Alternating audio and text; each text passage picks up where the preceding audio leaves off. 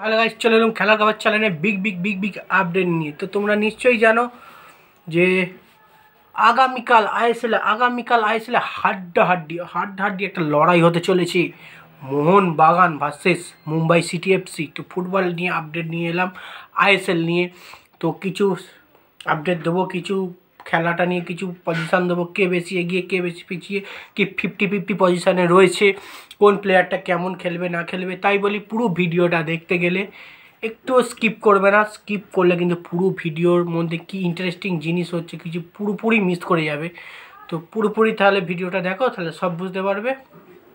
তো প্রথমে হচ্ছে কাল একটা বড় সড় হাড্ডাহাড্ডি আইএসএলের দুটো শক্তিশালী দলের মধ্যে খেলা, বলা যেতে পারে ফাইনালের মতো একটা খেলা কালকে হতে চলেছে।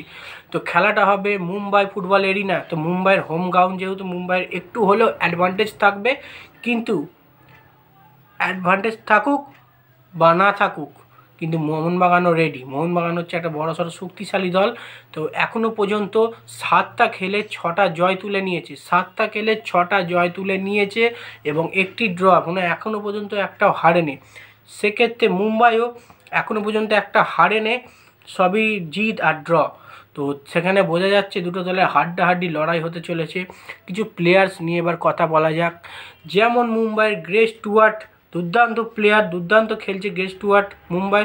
সেরকম মোহনবাগান সুপার জায়েন্টের আমাদের হুগো বুমোস মিডফিল্ডে একটা দুর্দান্ত প্লেয়ার। সে যদি বল বাড়াতে পারে তাহলে মোহনবাগান কতটা ডেঞ্জারাস, তো মোহনবাগান সাপোর্টার ছাড়া অন্যান্য দলের সাপোর্টাররা নিশ্চয়ই জানে হুগো বুমোস কতটা ডেঞ্জারাস প্লেয়ার।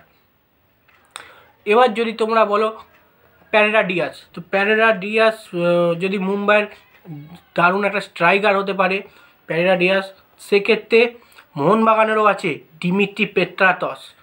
তো তাহলে বুঝতে পারছো দুটো জায়গায় দুটো প্লেয়ার, দুটো দলেই শক্তিশালী প্লেয়ার। আশা করি ভালো করে বুঝাতে পারলাম। Hugo Boumous, Dimitri Petratos, Greg Stewart, Pereira Diaz মোহনবাগানের। তো বুঝতেই পারছো দুটো দলে দুটো প্লেয়ার হাড্ডাহাড্ডি। এবং মুম্বাইয়ের বিপিন সিং সাইড ব্যাক থেকে, বিপিন সিংকেই ধরছি, বিপিন সিং আছে। সেরকম লিস্টন কোলাসো, মোহনবাগানের লিস্টন কোলাসো। এদের মুম্বাইয়ের একটা সাইড ব্যাকের নামটা সামুস ভুলে যাচ্ছি, যাই হোক খুব ভালো সাইড ব্যাক খেলে। সেরকম মোহনবাগানের আছে মনবীর সিং। ডিফেন্সে সুভাশিস বোস, ব্র্যান্ডন হ্যামিল এবং মোহনবাগানের একটা ডিফেন্ডার নামটা ভুলে যাচ্ছি, যাই হোক দারুণ ডিফেন্ড করছে। এবং মুম্বাইয়েরও দুর্দান্ত ডিফেন্ডার টিরি আছে, এদিকে টিরি এদিকে ব্র্যান্ডন হ্যামিল। দুর্দান্ত একটা মগজস্তের লড়াই। বলি কথা কি মোহনবাগানের গোলকিপার বাজপাখি বা সেরা গোলকিপার, আগেরবারের সিজনের সেরা গোলকিপার হয়েছিল বিশাল ক্যাথ। তোমরা নিশ্চয়ই জানো, খুব দুর্দান্ত আগের ম্যাচটাও দুর্দান্ত একটা সেভ করেছে, নাহলে ম্যাচটা ড্রর হাত থেকে 3-1 গোলে হেরে যেত মোহনবাগান ওড়িশার কাছে। খুব দুর্দান্ত সেভ করে বিশাল ক্যাথ। সেরকম মুম্বাইয়েরও দারুণ গোলকিপার আছে, দুর্দান্ত গোলকিপিং করছে। এবং রাহুল মেহতাব অসাধারণ খেলছে, অসাধারণ মুম্বাই।